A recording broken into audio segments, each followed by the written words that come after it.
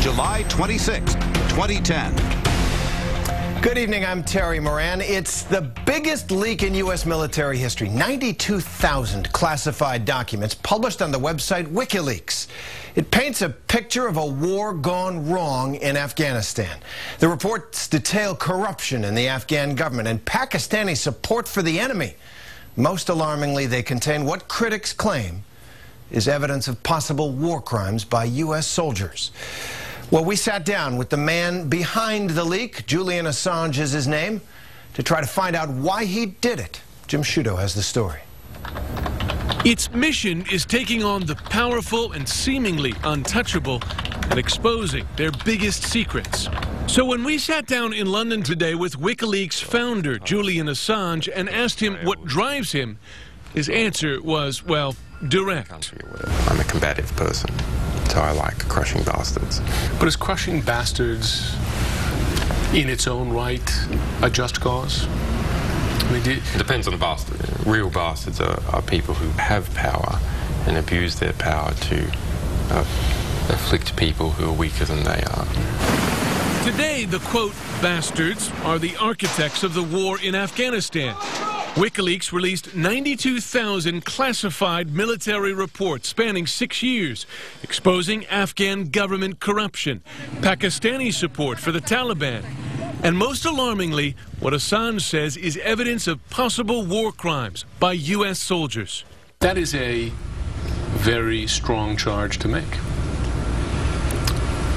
That's true, but I mean, when you're seeing such extraordinary numbers of casualties and many different types of events, it's pretty clear that at least some of these are war crimes. What do you say to those who say, military leaders, government leaders, that you've just handed the Taliban their biggest propaganda victory? Well, not so. People who commit war crimes or similarly abusive actions, they hand the enemy propaganda victories. The documents caused a storm in Washington. To opponents of the war, further cause for withdrawal. To the White House, outright dangerous.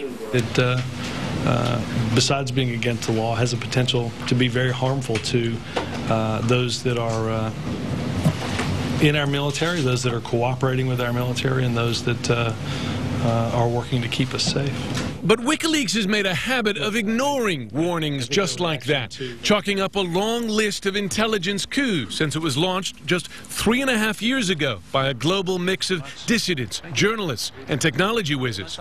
What's incredible is that it's done it all with no paid staff, no headquarters, no home. It's less an organization than a movement. Our power comes from the support of the community in the countries where we have a presence. Including the U.S., for instance? Absolutely, yeah.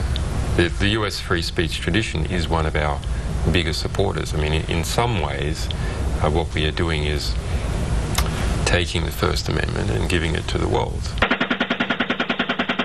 Still, it's the U.S. that's been one of its biggest targets. Earlier this year, Wikileaks published this video of a deadly American helicopter attack in Baghdad in 2007. 12 people were killed, including 2 journalists from Reuters. 3 weeks ago, a U.S. soldier in Iraq named Bradley Manning was charged with leaking the video. Now, some believe Manning could have been the source of today's documents as well. But in keeping with Wikileaks' policy of protecting sources' anonymity, Assange refused to say. Do you deny that Manning is the source of the material? We don't know who the source of the material is. If those allegations are true, then of course the man is a hero. Wikileaks' self-described heroic work extends to the broadest range of the ambitious and powerful. During the 2008 presidential campaign, Wikileaks published the contents of Sarah Palin's Yahoo account, which appeared to show she sent official messages on private emails to avoid public disclosure laws. Wikileaks even took on the secretive Church of Scientology, posting secret manuals online, as well as accounts from former members. What's the common thread in here? The common thread is concealing information to prevent some kind of reform. The danger is you pick so many powerful targets and you become a target yourself. So Assange lives on the road, a life that suits him, he says. His family moved constantly as a child, and he's run into trouble himself, convicted of computer hacking in Australia in 1995. Wikileaks itself doesn't have a home either, located on more than 20 internet servers with hundreds of domain names, making it virtually impossible, and this is the key, for government censors to shut it down. Clearly you've gotten under some very powerful people's skin, right? And that goes for individuals, organizations, countries. China, Australia. Yes. Hometown. Try to censor you. Iran. Does that give you satisfaction to know that you've got under the skin? I mean, does it prove that you're doing something good, in effect? Not necessarily, but it's a good signal that maybe people are taking notice. Taking notice and taking aim at the man and the website dedicated to a future with no secrets.